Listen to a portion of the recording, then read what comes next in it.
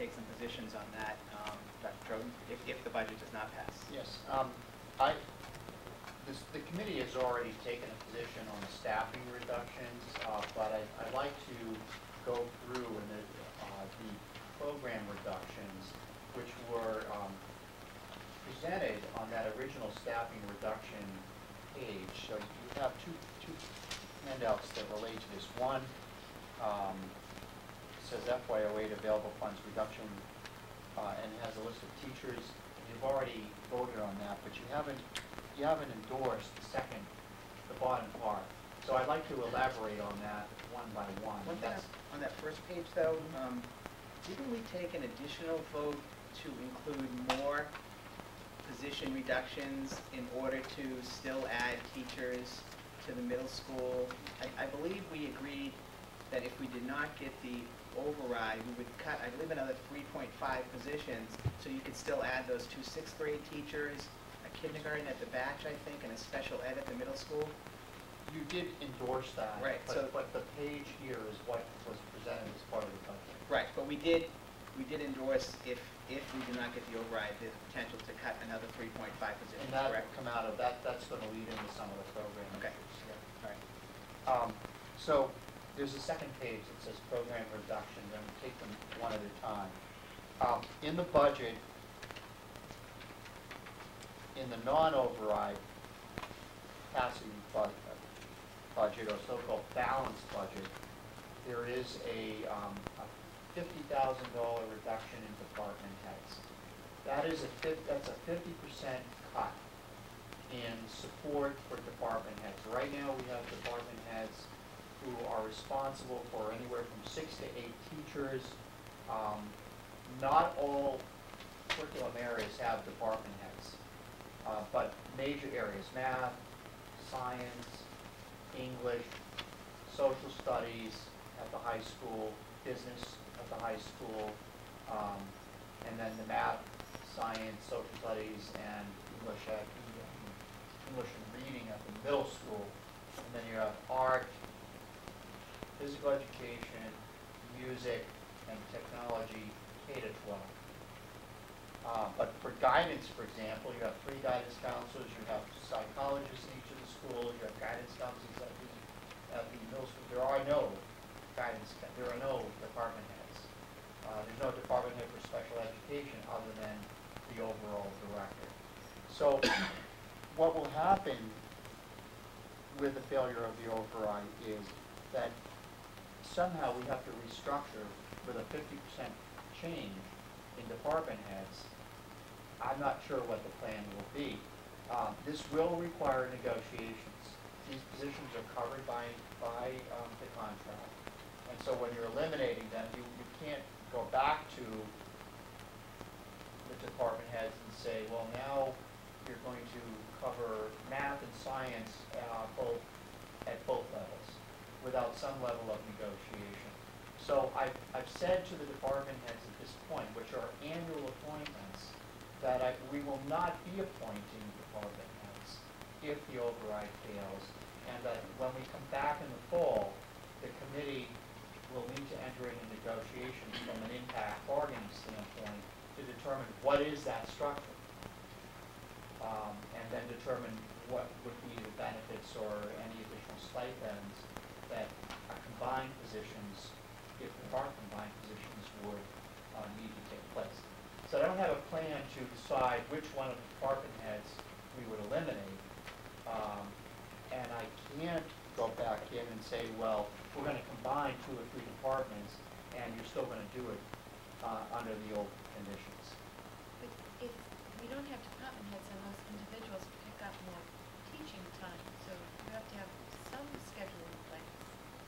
They would, September. yes, some of them would pick up teaching time, right.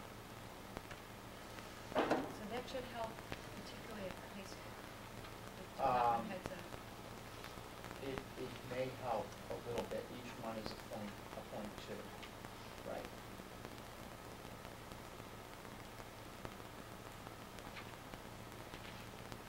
On the other hand, the problem that you're going to have will be that there will be no building-based or departmental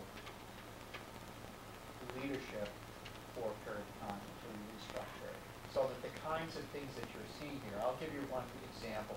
We are about to, through our department heads in math and science at the high school, we have initiated partnership with the University of Lowell to provide an accelerated math and science program where actually 3 of our students have been accepted into that program.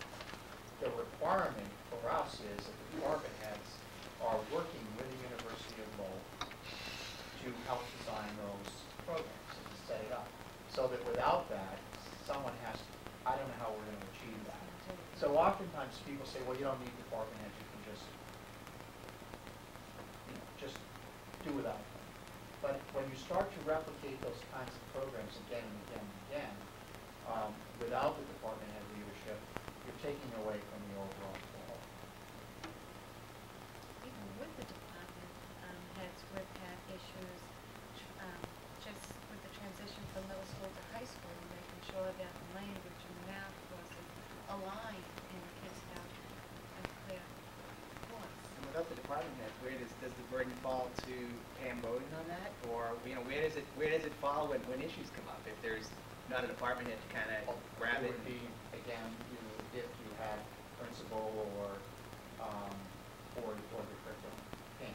But it's some a little further removed from the direct situation, so it, But you can't be, Exactly. you can't be everywhere, Right. attending with all of these. I Right. gave just one example. That means problems won't be solved in a timely fashion. No, Kids will or the programs just won't run. won't Right. run. And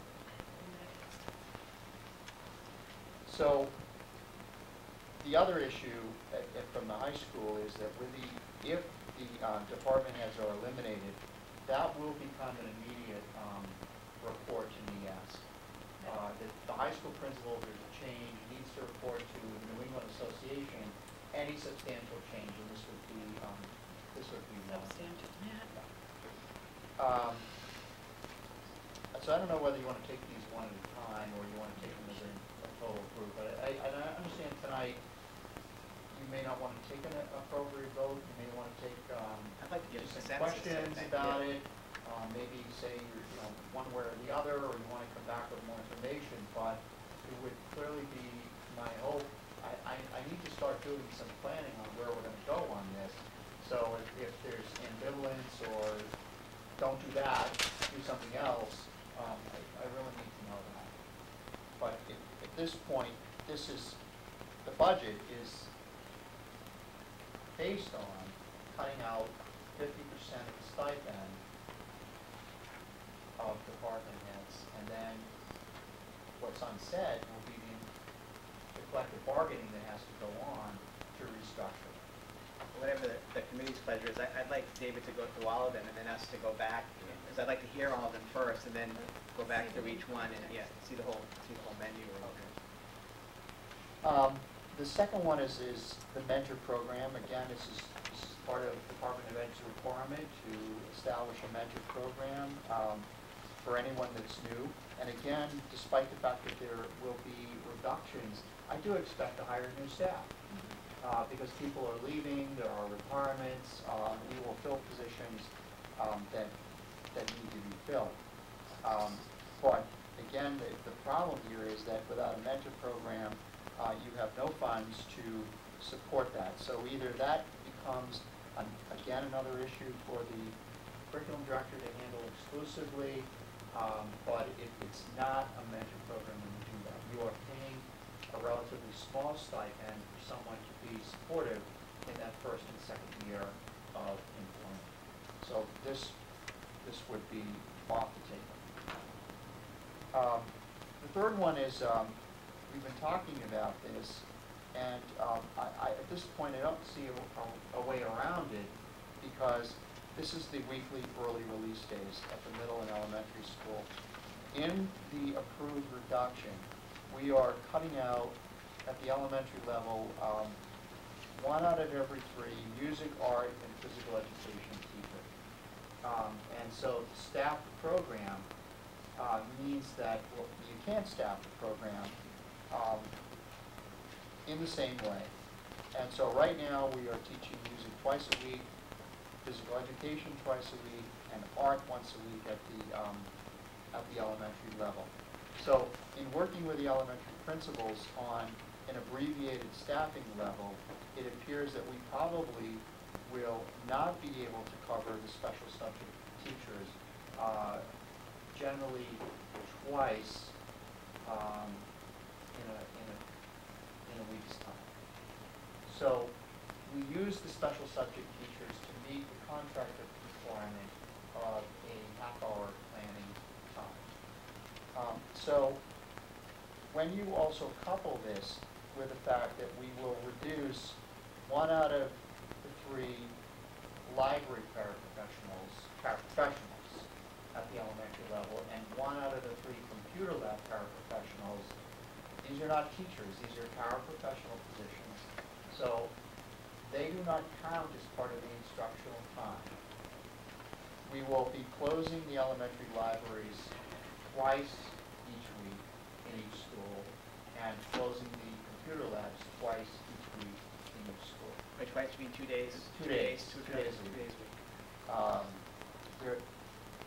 So the net result is that in order to provide planning time, in order to have teachers to provide instructional time, you're not going to be able to do that without, by this kind of a reduction. And so that also leads into the reduction in instructional time. I would estimate that you will drop from about 940 hours of instruction in the elementary to, I can't let it go down below the 900. 900 is the minimum. I am concerned about what will happen in kindergarten, because kindergarten is 450. And we're not that much over at the 450 right now on a half-day kindergarten. So we're really going to have to think about how this impacts our kindergarten and how low we can go with the kindergarten schedule. So the recommendation would be to do the Wednesday release day every week, but try to squeeze lunch in there, and then send the children home. Is there any way to avoid having it all on one day? Well, what gets complicated here becomes the bus schedule too, and you're going to be backing up against a high school schedule and where that middle school is as well. So you try to. Have a before school program. Parents that could utilize that time. So you mean move the bus runs for the elementary schools to later in the morning rather than make it a shorter day at the end of the day? Yeah, it seems to me the parents that would need to, that can't afford the shortened day, would have the opportunity at least to buy into a before school program. We don't have anything to, take up that. Oh, but you would, the staff that is working in that before school program is working before the start of the school day. So we're not looking to decrease the time that the staff works. Right. So you would be paying them to do the before school or The after parents school would, care. right, it's just an option to parents. No, but you're using that staff, you end up having to either agree that their assignment would be the before school. Right, or it would be filled by paraprofessionals. It is those by that- paraprofessionals now. And paraprofessionals aren't what we're concerned about in prep time. We're Right. talking about teachers in prep time. Well, we had looked at some of the arithmetic on it. If you tried to take the time and divide it 5 days. by days, you didn't have enough time each day for the prep time. It's like 27 minutes or whatever it is, it just, No, 24, I think. 24 minutes, yeah. So it wasn't gonna meet the contract requirement. I think we need to give more time and thought. Well, I'd be guess- more inclined to say if it's every Wednesday, it's consistent, people know that it's one day a week you can plan for it.